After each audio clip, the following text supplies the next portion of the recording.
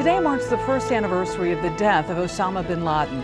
American special forces killed the al-Qaeda leader after he was found hiding in Pakistan.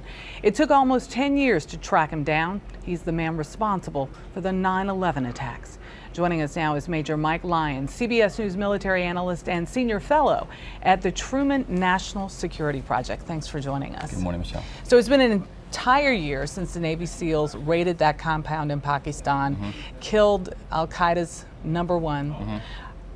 What has changed? What did the information that came out of that raid help us? First of all, most of it is still classified, but it set the tone for what was the next 6 months of combat operations in Pakistan and Afghanistan. A tremendous amount was gathered about al-Qaeda operatives. Some of it went stale very soon, and again, most of it remains classified. But the bottom line is that mission still sent the message to the world of our capability to do it. Very tough decision that the president made in order to go in and get him like he did, as opposed to setting a bomb or doing something from another military perspective. So I think the message has been sent of the capability of the military, and that still resonates today. Did the role of the military change? I think we've shifted from this kind of war on terror using the conventional forces. We're going back now towards kind of, figuring out how to keep in the box these bad guys that exist throughout the world.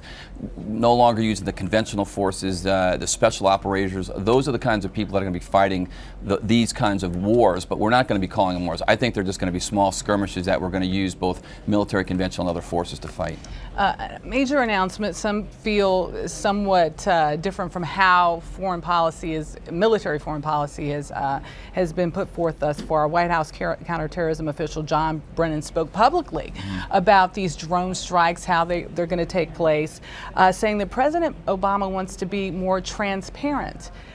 Would you agree with that decision? Yeah, I think it's a good idea, especially the Pakistan government has got to be supporting this. Now, this is, again, part of the world that says one thing to its people that supports us in the backhand. They really do need American support within that government. They need our aid. They need the money that we send there. But the transparency, I think, gives the American people a lot more confidence with regard to the mission, especially knowing that we're doing what we can to, again, keep these guys in the box, keep them in that area. Let's not bring al-Qaeda back. The war on terror, I think, is over. This is going to shift to keeping these bad people in the box, keeping them away 8 time zones from places like New York City. Does that have to, going about it that way, don't you have to change the mindset of the American public? Yeah, we do, and we have to get them from stop thinking that everything is a war, where it has a beginning and it has a middle of the end, and it has an ending where there's a treaty that gets signed on the battleship Missouri, and we all declare victory and we come home and we build houses and all those kinds of things.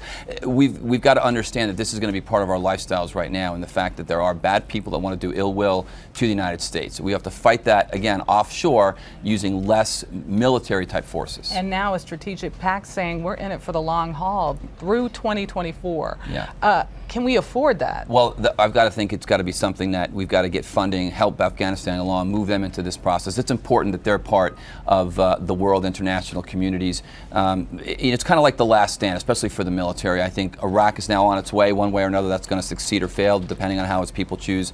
Afghanistan is still very much undecided. They've really had a hard road to hoe over the last 50 to 100 years. Yeah, a lot of it's just the lack of education. The population with a 70% or less of an illiteracy rate, they just can't get out of their way in a lot of ways. Look, we can talk about whether we should have gone on there 10 years ago. At this point, we're there now. We just can't leave at this point in time. The enemy could come back, reconfigure, rearm himself, and then potentially do us harm. Well, Major Mike Lyons, CBS News military analyst, we thank you for joining us. Great, Mr. Thanks for having me.